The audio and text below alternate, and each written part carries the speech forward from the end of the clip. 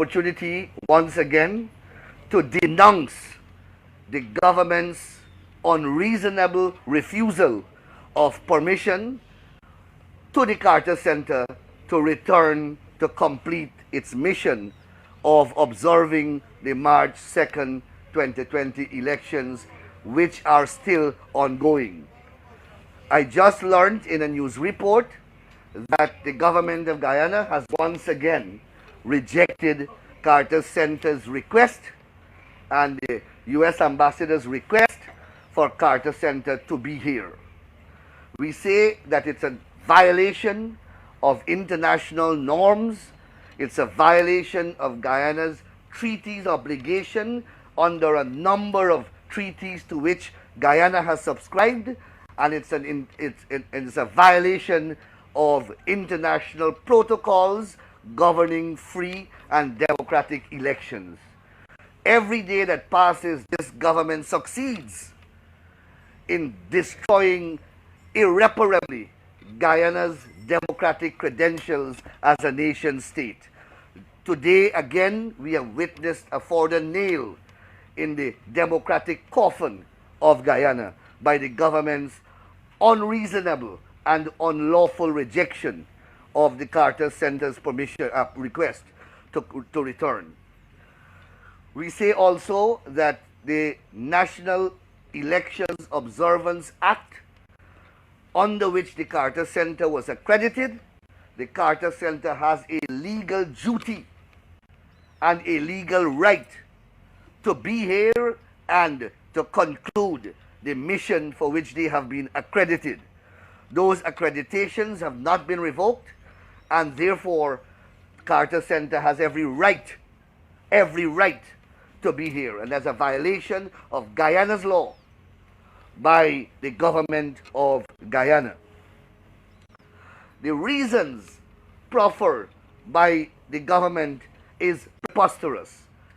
They said in their missive that CARICOM is an adequate body, or the CARICOM team is adequately monitoring and observing the process. It was never a question of whether the CARICOM team is competent or not. That was never the issue. A whole host of teams, international observer teams, were accredited to observe these elections. And the unilateral denial of that revocation in the improper form is what is the issue. We have the fullest confidence in the CARICOM team. But you know that the more observers available, the better it would be for the process. Because in the presence of all those observers, including Carter Center, we saw Mingo's flagrant and brazen attempt to commit fraud. And we believe that once the observers are here, as many as possible, it can only bolster the integrity of the system. This is a government that is claiming that it has won the elections. This is a government that is claiming that it is not afraid of any type of scrutiny. And here it is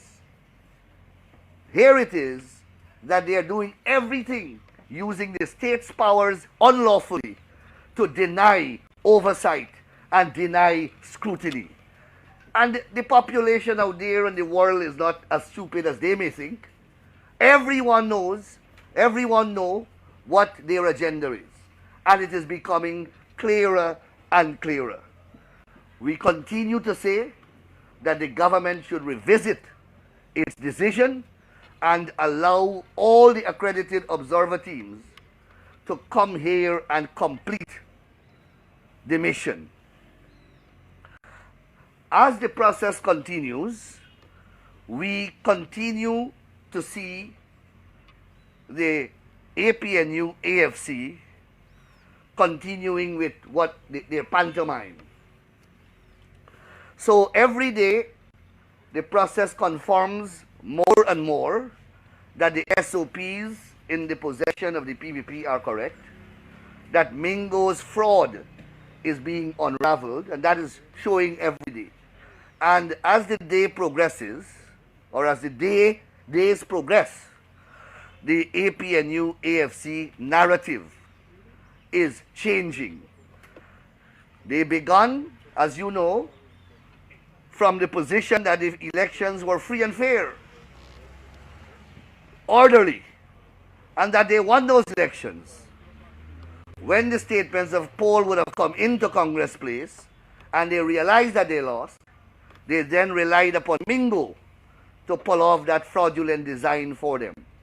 When that failed, and they were unable to do that, and they were unable to get Mingo's declaration acted upon by the Commission for the purpose of declaration of results, they now had to participate in this recount exercise, which they never wanted to happen, because they know that once the boxes are opened, then that would end their Nancy story. Now that this process is moving at a particular pace, and all their fears are being confirmed and realized, they now have constructed a new narrative. And as the days go by, the narrative is becoming more and more ludicrous. So today, you had Ms. Cathy Hughes coming before you with a straight face to tell you that she has an abundance of death certificates, which she claims that she had a very long time.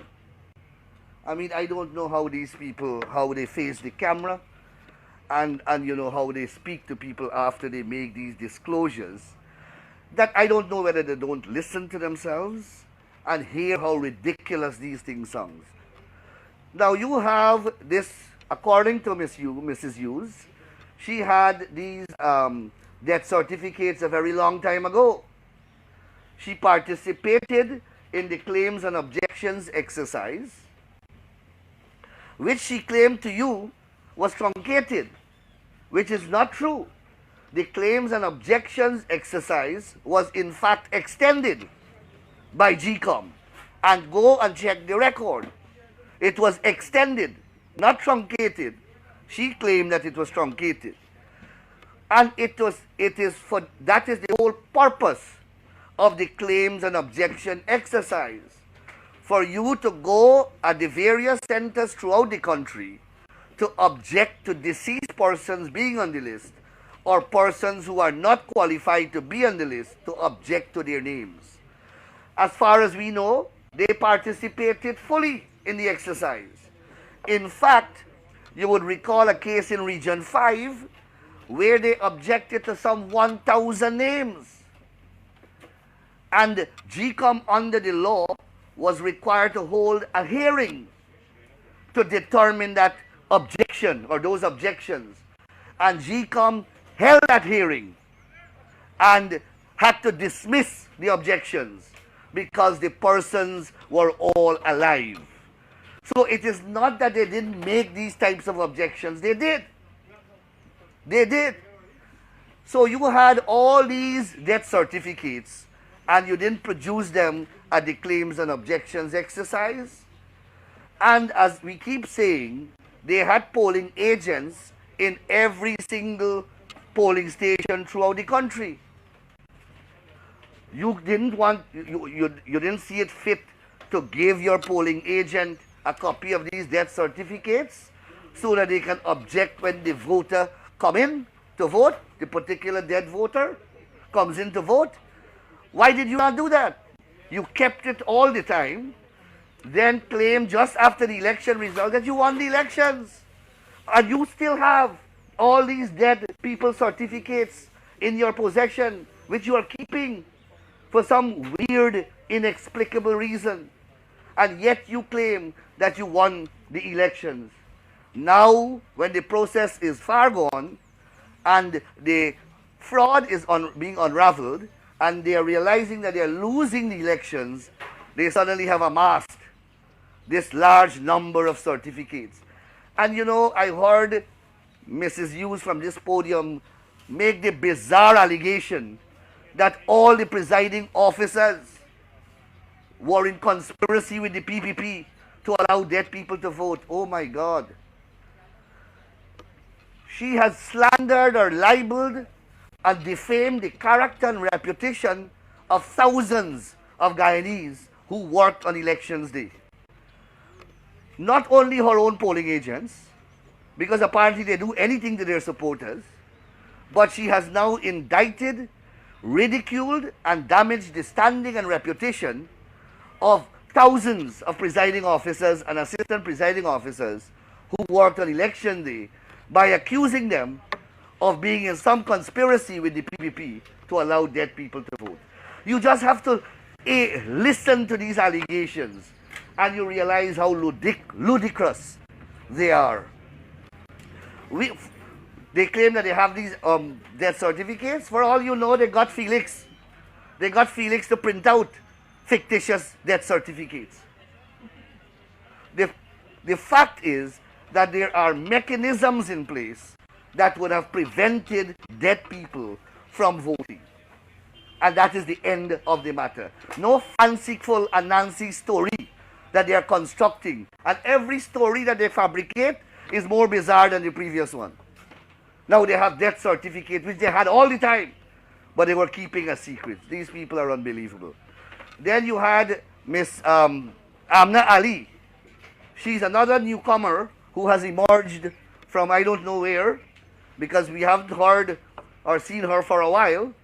Now she has come up with this story that one dead man can invalidate a whole election. Well, invalidation and validation of elections is a matter of law. First of all, only a court can invalidate an election. Only a court of law of competent jurisdiction moved by the proper procedural process or vehicle can invalidate an election. And the election law says that whatever irregularities you find, it must have a material impact on the elections. So I don't know what is, she has not even produced any iota of evidence to show this dead man, this one dead man that she's speaking about. Her colleague is speaking about thousands. She speaks about one dead man can invalidate an election. You just have to examine these statements one by one, and you see that they are devoid of common sense and thought. They are not thought out. They should rehearse these things if they are coming on camera to speak about them. The other outrageous contention that Ms. Ali advanced is that GECOM SOPs established that the coalition won the elections. Well, my God. First of all, if the coalition won the elections, why are you denigrating the very elections that you claim that you're winning? You see what I'm saying to you? They're not talking to each other. They're not planning the strategy. So nonsensical statements are emerging and statements that are colliding with each other. So Ms. Katiyu said today that elections were fraudulent because dead people voted. And Amna Ali says that GECOM SOPs establish that they won the elections. Right there, you have this weird and huge collision. But quite apart from that, who has seen GECOM SOPs? We and every political party, the private sector, and all the important organizations in the country have been calling on GECOM to produce the SOPs for everyone to see. They have not been produced. The commissioners of GECOM have been asking for copies of those SOPs. They have not been released. But Amna Ali, I don't know how she got to see the SOPs, but that is what she said to the press today. That those SOPs prove that GECOM, that they have won the elections. It's very simple. Let her produce those SOPs and produce the SOPs that they have, which they have been hiding from day one. I have never seen people who have won an elections attacking the very elections and hiding the evidence to establish that they have won the elections. The evidence to say that they have won the elections is the SOP. If you won it, produce it. End the argument. But this is where we are, and the pantomime is continuing. I just saw, and please check it, the Jamaica Observer, I believe it's an editorial, and it calls for the end of the circus to Guyana. That the circus in Guyana must end now. That is how we are seen, as a circus. That is what the APNU AFC has been engaging in. A circus. That is how the Caribbean and the outer world is seeing it. And these are a special, very special people to come here every day and concoct a new lie when the world know the truth. As Mr. Golding says, you have to be of an extraordinarily courageous mind to try to interfere and create fictitious figures when there is such a sturdy paper trail. But we are dealing with people with extraordinary minds here, obviously. First of all, they have skin like rhinoceros. They could take a serious beating, nationally and internationally, and they can change their story by the minute. They have very, very active and vivid imagination. Except that the stories that they are manufacturing and concocting hardly make sense. They collide with each other, and they are devoid of common sense and logic. So I guess that will continue. We can't stop that, and the nation will have to endure that until the process comes to an end. We are hoping that the process will come to an end very quickly, and that's why we wish to reiterate our calls for the establishment of the stations, the additional stations, and for the hours of work to be reviewed and to be enforced with some kind of rigidity, and you don't stop working way beyond the time delimited for cessation of work. So that's my few remarks this evening, and I wish to invite your questions if you have any. No questions? None of you no questions? I thank you.